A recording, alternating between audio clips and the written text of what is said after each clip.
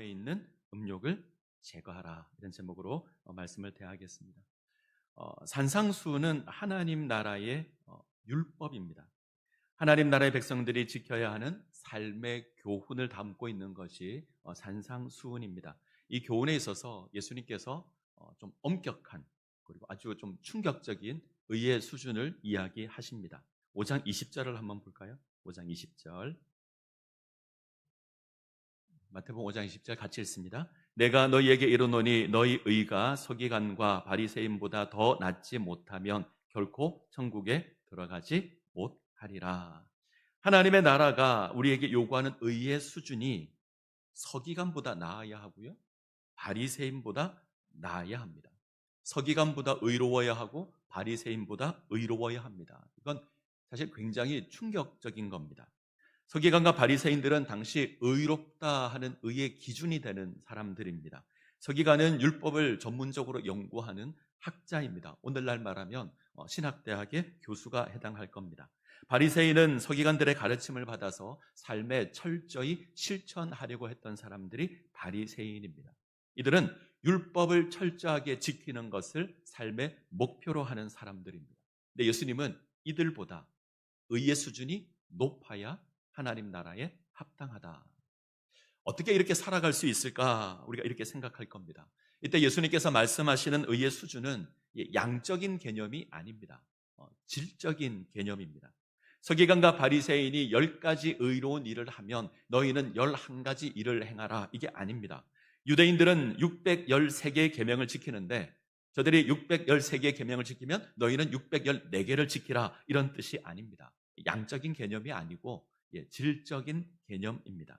율법을 허락하신 하나님의 뜻을 알고 그 뜻 가운데 합당한 삶을 살아가는 것, 그 뜻을 실천하는 것, 이것이 서기관과 바리새인보다 나은 의의 모습입니다. 당시 서기관과 바리새인들은 그러지 못했습니다. 이들의 목표는 문자에 나타난 모습 그대로 율법 지키는 것이 목표였습니다. 그걸 위해서 10계명을 무려 613개의 계명으로 나열해서 그것을 지켜가려고 합니다. 안식일을 거룩히 지키라, 이 하나의 계명을 지키기 위해서 39개의 규범을 만들었던 것이 유대인들입니다. 그래서 그렇게 철저하게 지키기를 원했습니다.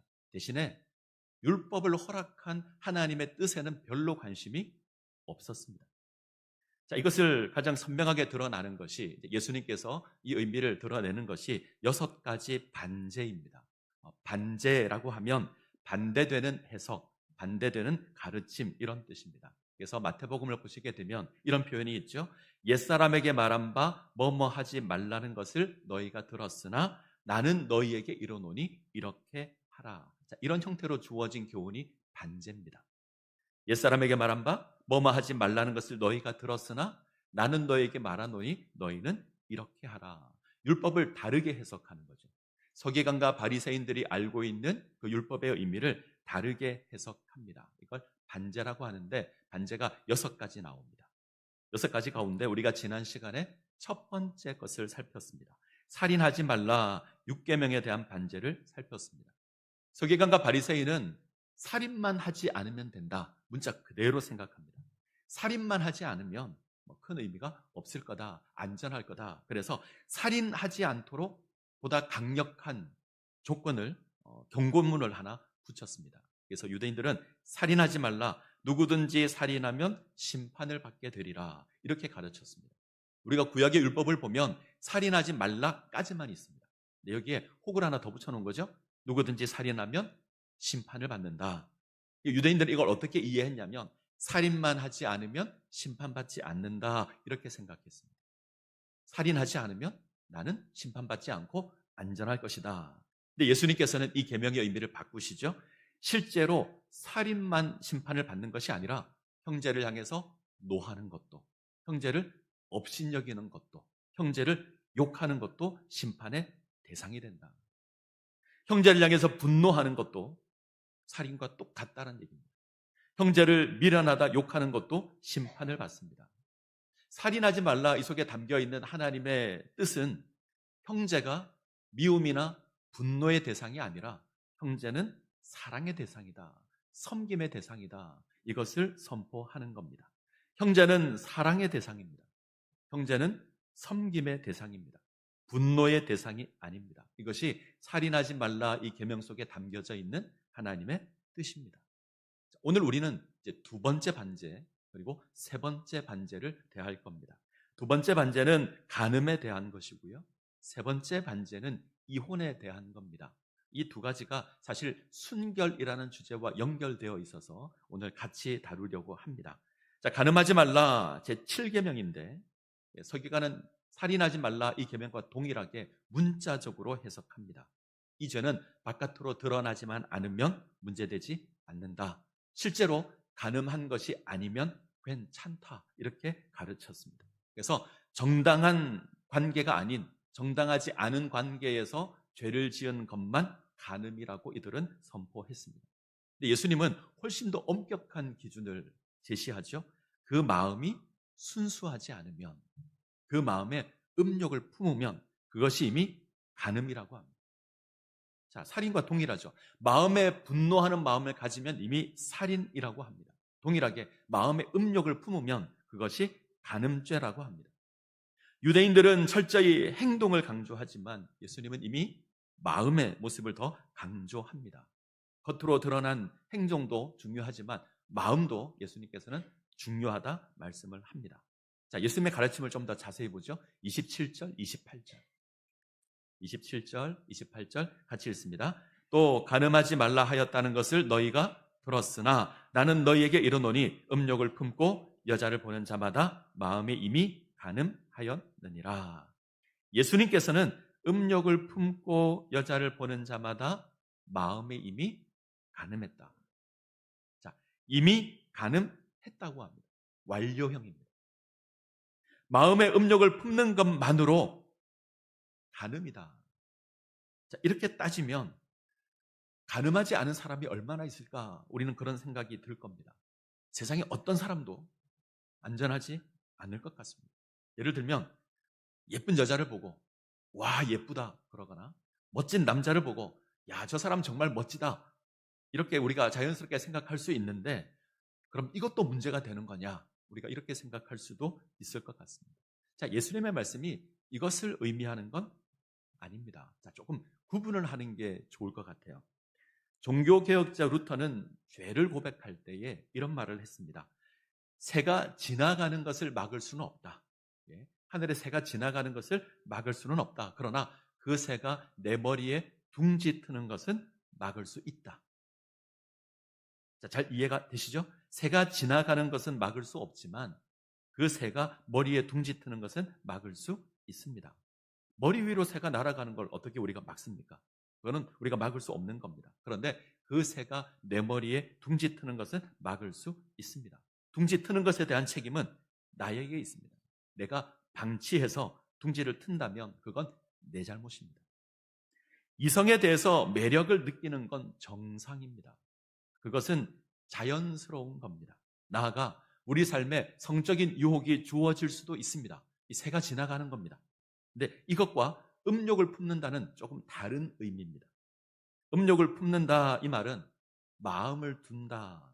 특별히 금지된 것, 내가 가질 수 없는 것, 그것에 대해서 내 마음을 두는 겁니다. 금지된 것을 향해서 저것이 내 것이었으면 좋겠다라고 생각하는 것, 이것이 음욕을 품는다 이런 뜻입니다. 간음하지 말라 이 말은 정확하게 해석하면 남의 배우자와 동침하지 말라. 내 것이 아닌 다른 사람의 것을 취하지 말라. 내 것이 아닙니다. 다른 사람의 것이고 다른 사람에게 속해 있는 겁니다. 내가 가질 수 없고 내가 취할 수 없습니다. 그런데 그것을 향해서 저것이 내 것이었으면 좋겠다 생각하는 것. 이것이 음욕을 품는 것이고요. 이것이 간음입니다. 금지된 것을 소망하는 겁니다.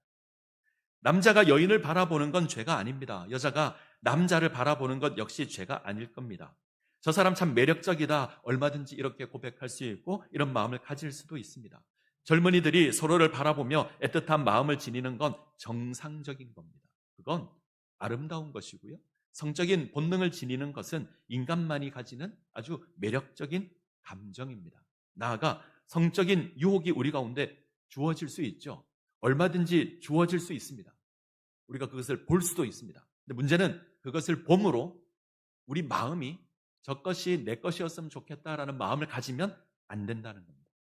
내가 취할 수 없는 것을 향해서 저것이 내 것이었으면 좋겠다라고 하는 그 마음을 품으면 안 된다는 겁니다. 그리고 그것을 행동으로 옮겨도 안 됩니다. 자, 두 인물을 보겠습니다. 성경에 이제 대표적인 사람이 두 사람이 있는데 하나는 다윗입니다. 다윗은 정말 위대한 인물입니다. 이스라엘의 모든 왕을 다 털어서 가장 의로운 왕을 뽑으라 그러면 다윗입니다. 하나님 마음에 합한 왕 다윗. 근데 이 다윗이 이 음행에 넘어집니다. 이스라엘 군대가 아람과 전쟁하기 위해서 출전했을 때 그는 성 가운데 남아서 한가롭게 지내다가 한 여인의 목욕하는 모습을 봅니다. 자, 여기서 멈췄어야죠. 그가 눈으로 보게 된 것은 사실 문제가 아닐 겁니다. 자기가 원해서 엿본 것도 아닙니다. 거기서 멈췄으면 아무런 문제가 없었을 겁니다. 문제는 멈추지 않았다는 거죠. 그 여인을 마음에 둡니다. 금지된 것을 마음에 두고 그것을 품습니다. 성경은 이 여인에 대해서 분명하게 선언합니다. 엘리암의 딸이요 햇사람 우리아의 아내 밧세바. 엘리암의 딸이요 햇사람 우리아의 아내 밧세바. 이 말은 금지된 겁니다. 다윗이 왕이라도 취할 수 없는 겁니다. 다윗이 넘볼 수 없는 겁니다. 그는 햇사람 우리아의 아내입니다. 그럼에도 불구하고 다윗은 그 여인을 마음에 두고 여인을 취합니다. 아무런 주저함도 없습니다. 사람을 보내어서 데려오고 아무런 주저함 없이 그 여인을 취합니다. 이것이 다윗 생애에 결코 씻지 못할 과오로 남게 됩니다. 자, 또 한 명을 생각할 수 있는데 요셉입니다. 창세기에 나오는 요셉. 요셉이 보디발의 집에서 가정 총무로 임할 때 보디발의 아내가 요셉을 유혹하죠. 동침하기를 청합니다.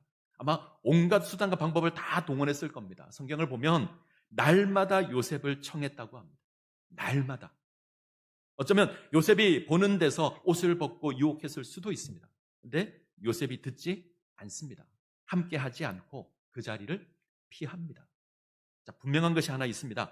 정욕의 죄는 맞서서 싸워야 될 죄가 아닙니다. 이건 피해야 하는 죄입니다. 인간의 본성은 타락해 있어서 나는 맞설 수 있다 자신에게 이야기할지 모르지만 그것을 이겨낼 수 있는 사람은 우리는 장담할 수 없습니다. 우리는 맞설 수 있다 생각하지만 누구도 장담할 수 없을 겁니다. 우리는 그 죄는 피해야 하는 죄입니다. 우리가 그 자리에 있지 말아야 합니다. 정리하면 간음하지 말라 이것은 내게 금지된 것을 마음에 두지 말라는 겁니다. 이런 소설이 있더라고요. 나는 소망한다 내게 금지된 것을. 이러면 안 됩니다. 내게 금지된 것을 소망하지 말아야 합니다. 간음하지 말라 이 말의 좀 더 본질적인 의미는 나의 신실함을 지키는 겁니다. 금지된 것을 소망하지 않으므로 나의 신실함을 지키는 겁니다. 이것을 위해서 예수님 아주 엄격한 두려운 말씀을 선포하시는데 29절 30절 29절 30절 보죠. 같이 읽습니다. 만일 내 오른 눈이 너로 실족하게 하거든 빼어 내버리라. 내 백체 중 하나가 없어지고 온몸이 지옥에 던져지지 않는 것이 유익하며 또한 만일 내 오른손이 너를 실족하게 하거든 찍어 내버리라. 내 백체 중 하나가 없어지고 온몸이 지옥에 던져지지 않는 것이 유익하니라. 우리의 순결을 위해서 아주 강력한 경고를 하십니다. 너의 오른 눈이 실족하게 하거든 빼버리라. 너의 오른손이 실족하게 하거든 찍어버리라. 오른눈이 음행의 죄를 지어서 금지된 것을 소망하게 한다면 빼버리라. 오른손이 음행의 죄를 지으면 제거하라. 그렇게 해서 우리의 순결을 지킬 수 있다면 그것이 더 낫다. 이거 문자적으로 해석하시면 안 됩니다. 이거 문자적으로 해석하면 우리 가운데 두 눈이 성할 사람 없을 겁니다. 우리 가운데 두 팔이 존재하지 않을 겁니다. 아마 자유할 수 있는 사람은 거의 없을 겁니다. 나아가서 눈을 뽑아버리고 손을 잘라버린다고 해도 우리 마음속에 그 음행의 죄가 사라지는 건 아닙니다. 여전히 있을 겁니다. 이런 말이 있더라고요. 도박은 절대 끊지 못한다. 손을 자르면 발로 한다. 이런 표현이 있더라고요. 음행도 마찬가지일 겁니다. 눈을 떼고 손을 자른다고 해서 그 마음이 사라지는 건 아닙니다. 자, 그런데도 눈을 빼어라, 손을 찍으라라고 하는 건 그렇게 해서라도 순결을 지킬 수 있다면 그렇게 하라는 겁니다. 어떤 희생을 치르더라도 그것으로 순결함을 지킬 수 있다면 그렇게 하라는 겁니다. 죄와 타협하지 말라는 겁니다. 간음의 마음을 품지 말라는 겁니다. 어떤 희생을 치르더라도 그것을 지켜야 합니다. 우리가 순결을 지켜야 할 가장 중요한 이유는 그것이 우리의 신실함을 지키는 것이기 때문에 그렇습니다. 내가 간음하지 않는 것으로 나의 신실함을 지킬 수 있습니다. 금지된 것을 취하지 않으므로 내 것을 허물지 않는 겁니다. 기본적으로 부부 관계를 지키는 겁니다. 간음함으로 부부 관계를 허물면 안 됩니다. 간음하지 않으므로 부부 관계를 신실하게 지켜야 합니다. 간음은 나의 만족을 위해서 금지된 것을 탐하는 겁니다. 금지된 것, 취할 수 없는 것을 향해서 저것이 내 것이었으면 좋겠다. 이것은 다르게 표현하면 내가 가지고 있는 것에 만족하지 못하는 겁니다. 내가 소유하고 있는 것에 불만이 있는 겁니다. 그래서 다른 것을 소망하는 겁니다. 다윗은 많은 아내를 소유하고 있었지만 또 다른 여인을 찾는 이유가 만족하지 못해서 그렇습니다. 우리는 이 사랑이라는 이름으로 우리의 욕심을 포장할 때가 많죠. 우리는 사랑이란 말을 내뱉지만 실상은 그 이면에 나의 만족을 채우고자 하는 그런 욕망이 있습니다. 나의 만족을 구합니다. 우리는 사랑이라 고백하지만 어쩌면 욕망의 대상으로 상대방을 볼 수도 있습니다. 우리는 남편에게서, 아내에게서 끊임없이 무엇인가 요구하죠. 그리고 신혼 때에는 이러한 기대가 서로 충만하여서 나름대로 만족함을 지니고 삽니다. 근데 시간이 지나면 이 만족감이, 이 기대감이 좀 사라집니다. 매력이 잘 보이지 않고요. 마음에 들지 않는 부분이 나오기 시작하죠. 신혼 때는 콩깍지가 씌어 있을 때는 잘 보이지 않던 그 성격이 콩깍지가 벗어지면 성격이 개팍하다 이제 확인하기 시작을 하고요. 없던 배도 나오기 시작합니다. 잠을 자면 코도 심하게 곱니다. 어떤 여자분이 그러더라고요. 제 남편은 로또입니다. 저는 좋은 의미인 줄 알았거든요. 그 뜻이 맞는 것이 하나도 없어서 로또래요. 살아보니 맞는 게 하나도 없는 그런 상황도 주어집니다. 불평하고 불만하고 마음에 들지 않고 만족감이 사라지기 시작합니다. 만약 우리 사랑이 조건이라면, 어떤 조건을 보고 우리가 사랑한다면 우리는 시간이 지나서 매력이 사라지고 만족감이 사라지게 되면 우리는 엉뚱한 것을 취하게 될 겁니다. 금지된 것을 바라보기 시작할 겁니다. 근데 사랑이란 부족함에도 불구하고 나약함에도 불구하고 그것을 용납하고 인정해 가는 것이 사랑입니다. 성격이 개팍하다고 해서 같이 살 수 없다고 소리치는 것이 아니라 성격이 모남에도 불구하고 사랑할 수 있어야 합니다. 배가 나와서 매력이 없다고 하는 것이 아닙니다. 배가 나오지만 여전히 사랑해야 합니다. 뭔가 부족함이 있지만, 뭔가 모자람이 있지만 그럼에도 불구하고 기꺼이 사랑하는 겁니다. 이 사랑으로 우리의 신실함을 지켜가야 합니다. 우리는 사랑의 대상이 누군지 분명히 알아야 합니다. 나의 남편이 사랑의 대상이고요. 나의 아내가 사랑의 대상이 되어야 합니다. 조금 더 넓히면 나의 형제가 사랑의 대상이 되어야 되고 우리 지체가 사랑의 대상이 되어야 합니다. 나의 아내를, 나의 남편을 다른 것으로 대체해서는 안 됩니다. 다른 만족을 쫓아서는 안 됩니다. 금지된 것을 내 것으로 삼고 그것으로 만족하려고 하면 안 됩니다. 예수님께서는 우리가 흠이 없어서 사랑하신 게 아닙니다. 예수님께서는 우리가 얼마나 부족한 존재라는 것 아십니다. 우리에게 흠이 있다는 것도 아십니다. 너무 잘 아십니다. 그럼에도 불구하고 그 사랑을 멈추지 않으셨습니다. 예수님은 우리의 성격이 모나다는 것도 압니다. 다른 사람에게 보이지 않으려고 감추어둔 우리의 연약함도 아십니다. 이런 흠이 우리 가운데 너무나 많지만 예수님께서는 우리와의 관계를 끊지 않으십니다. 다른 것을 찾지 않으십니다. 우리를 버리지 않으십니다. 도리어 우리를 사랑하셔서 이 땅 가운데 오시고 우리의 문제를 해결하기 위해서 십자가를 지시고 그것으로 우리를 구원하시는 분이 우리 하나님이십니다. 우리 예수님이십니다. 그 사랑으로 우리와의 관계를 세워가는 분이 우리 하나님이십니다. 그 사랑으로 우리가 부름을 입었다면 동일한 사랑으로 나의 아내를 사랑해야 되고요. 나의 남편을 사랑해야 합니다. 우리 눈에 보이는 배우자의 연약함은 사랑의 대상이지 이별의 조건이 될 수 없습니다. 자, 31절 32절을 보죠. 31절 32절 같이 읽습니다. 또 일러스되 누구든지 아내를 버리려거든 이혼 증서를 줄 것이라 하였으나 나는 너에게 이르노니 누구든지 음행한 이유 없이 아내를 버리면 이는 그로 간음하게 함이요 또 누구든지 버림받은 여자에게 장가드는 자도 간음함이니라. 세 번째 반제인데 주제가 이혼입니다. 당시 서기관들은 이렇게 가르쳤습니다. 너희가 이혼하려거든 여자에게 이혼 증서를 써주고 이혼할 수 있다. 이건 모세의 가르침을 그대로 가지고 온 겁니다. 그래서 이 가르침을 따라서 유대인들은 이혼 증서만 써주면 얼마든지 이혼할 수 있다고 생각했습니다. 이혼 증서만 써주면 이혼하는 겁니다. 오늘날 이혼이라는 게 너무 흔해졌습니다. 예전엔 이게 부끄러운 것이었고요. 예전엔 이게 민망한 것이었고 이것이 흠이라고 생각했습니다. 요즘은 그런 게 없습니다. 심지어 너무나 당당한 것이 되어버렸습니다. 가끔 연예인들끼리 결혼을 하는 경우가 있는데 많은 사람들의 축하를 받고 결혼을 합니다. 아주 잘 사는 부부도 있지만 상당히 많은 연예인들이 얼마 가지 않아서 이혼을 합니다. 그런데 그걸 부끄러워하지 않고 너무나 당연하게 생각합니다.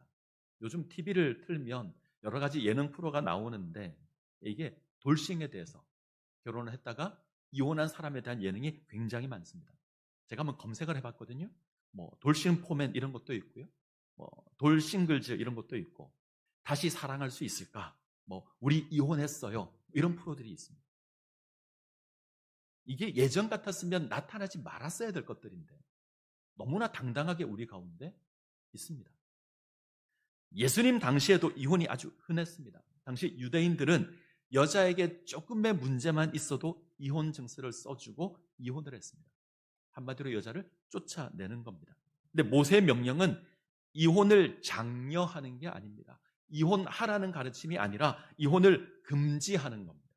남자의 권위를 위한 것이 아니라 여자의 권위를 위하고 여자를 보호하기 위해서 이혼 증서를 쓰라고 했습니다. 고대 사회는 여자가 정당한 대우를 받지 못했습니다. 우리 여성분들에게 굉장히 죄송한 표현인데 고대 사회는 그랬습니다. 여자는 물건으로 취급되었고요. 우리는 사용하는 물건에 흠이 있거나 마음에 들지 않으면 바꿔버리잖아요. 고대 남자들은 그렇게 생각했습니다.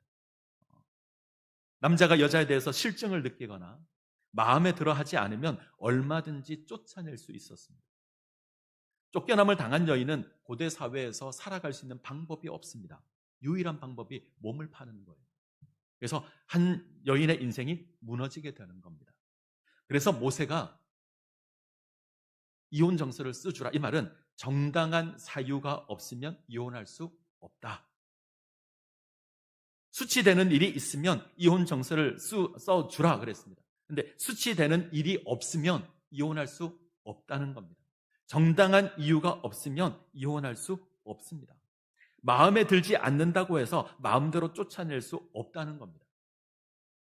마음에 들지 않으면 쫓겨나고 실증을 느끼면 쫓겨나고 다른 여자가 내 눈에 들어오면 버려지는 그런 일이 없도록 그렇게 할 수 없도록 경계선을 끊어놓은 겁니다. 수치되는 일이 있다면 이혼 정서를 써줄 수 있다. 근데 유대인들이 악용합니다. 이혼을 위한 도구로 전락시켜버렸습니다. 이혼 증서만 써주면 모든 것이 가능하다고 유대인들은 가르쳤습니다. 하나님은 하지 말라 그런 건데 이들은 도리어 그것을 합니다. 그래서 마음에 들지 않으면 기분이 나쁘면 바깥에서 일하고 들어왔는데 바가지를 긁으면 다른 여자가 눈에 들어오면 이혼 증서를 써주고 정리해버리는 겁니다. 당시 유대인들이 그랬습니다. 창세기 2장의 첫 번째 결혼 이야기가 있죠. 아담과 하와 이야기입니다. 그리고 멋진 주례사가 등장합니다. 남자가 부모를 떠나 그 아내와 합하여 둘이 한 몸을 이룰지로다. 저는 하나님의 형상을 이해할 때 사람과 사람의 하나됨으로 이해합니다. 삼위 하나님께서 하나인 것처럼 사람과 사람이 연합하여서 하나 되는 것이 하나님의 형상, 특별히 남자와 여자가 만나서 결혼하게 되는 것을 하나님의 형상을 이루는 것으로 이해합니다. 결혼은 남자와 여자가 연합하여서 하나님의 형상을 이루는 겁니다. 그래서 신령한 것입니다. 단순히 남자와 여자가 만나서 함께 사는 것만 말하지 않습니다. 그것은 하나님의 형상을 이루는 것이며 하나님의 형상을 드러내는 아주 거룩한 것이고 귀한 것이고 신령한 것입니다. 이혼은 이것을 깨는 겁니다. 표현을 바꾸면 이혼은 하나님의 형상을 깨뜨리는 겁니다. 하나님께서 하나 되게 하신 그 신령한 것을 깨뜨리는 겁니다. 그래서 성경은 이혼을 금지합니다. 오늘날 우리가 살아가는 세상은 순결함을 지키기에 점점 어려워지는 세상인 것 같습니다.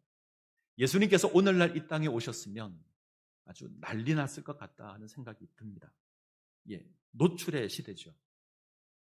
연예인들의 의상을 보면 노출이 상상을 할 수 없습니다. 그들이 춤을 추는 것을 보면 아주 음란할 지경입니다.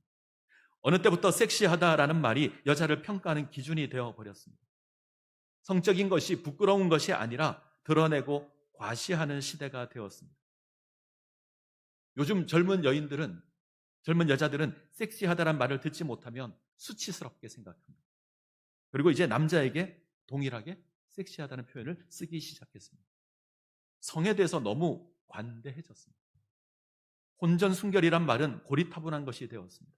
얼마든지 즐기고 누릴 수 있는 것으로 이해합니다. 제가 최근에 정말 놀라는 게 하나 있습니다. 요즘 드라마를 보면 기본적으로 동성애가 존재합니다. 어떤 드라마를 봐도 기본적으로 동성애가 나옵니다. 성소수자에 대한 이야기가 등장합니다. 심지어 사극을 봐도 나옵니다. 세상은 우리를 향해서 동성애가 이상한 것이 아니고 지극히 정상적인 것이라 광고를 하고요. 이런 프로그램을 볼 때마다 이것을 반대하는 사람은 고리타분한 사람이고 시대에 뒤떨어진 사람으로 이야기가 됩니다. 정상적인 사람이 이상한 사람으로 취급을 받습니다. 간음이 죄악으로 치부되는 사회가 아니라 간음이 정상적인 것으로 이해되는 시대가 되어버렸습니다. 우리는 이러한 시대에, 우리는 이러한 세상에서 신실함을 지켜야 합니다. 이 음란한 세상에서 우리의 신실함을 지켜야 합니다. 그것이 우리의 사명이고요. 우리의 거룩함입니다. 바울은 에베소 교회를 향해서 그리스도 안에서 하나됨을 선언하면서 그리스도를 경외함으로 피차 복종하라 명하십니다. 이 피차 복종의 모습에 대해서 먼저 부부관계를 이야기하죠. 그리고 부모와 자녀 관계를 이야기하고 상전과 종의 관계를 이야기합니다. 자, 이 모든 것을 포함하는 교훈이 그리스도를 경외함으로 피차 복종하라. 피차 책임을 다하라. 남편은 남편으로 책임을 다해야 합니다. 아내는 아내로서 책임을 다해야 합니다. 아내는 남편에게 복종해야 합니다. 마치 하나님께 순종하듯이 남편에게 순종해야 합니다. 남편은 아내를 사랑해야 합니다. 그리스도께서 교회를 사랑하셔서 자신을 내어주심 같이 사랑해야 합니다. 예수님 시대를 기준으로 하면 남편에게 훨씬 더 많은 걸 요구하는 겁니다. 남편은 자기를 사랑하듯이 아내를 사랑해야 합니다. 아내는 사랑의 대상입니다. 나의 만족을 위한 대상이 아니라 사랑의 대상입니다. 이혼의 대상은 더더욱 아닙니다. 남편은 사랑의 대상이고요. 아내는 사랑의 대상입니다. 그것으로 우리의 신실함을 지켜가야 합니다. 자, 말씀을 맺겠습니다. 세상은 온갖 방법으로 치장하여 죄의 매력을 바라고 있습니다. 타락하고 음란한 문화가 가득하고 그 문화가 우리를 유혹합니다. 우리 머리 위로 수많은 새들이 날아다닙니다. 이 세상에서 우리는 순결을 지킴으로 신실하게 세워져야 합니다. 이 음란의 문화가 우리 머리 위에 둥지를 틀지 않도록 우리는 신실한 삶을 살아야 합니다. 나의 만족을 위해서, 나의 즐거움을 위해서 금지된 것을 소망하는 것은 없어야 합니다. 우리의 신실함을 지켜가야 합니다. 그것으로 우리가 하나님의 백성이라는 것, 이 세상 가운데 드러내어야 합니다. 이 모습 가운데 세워지시기를 간절히 소원합니다. 네, 기도하시겠습니다.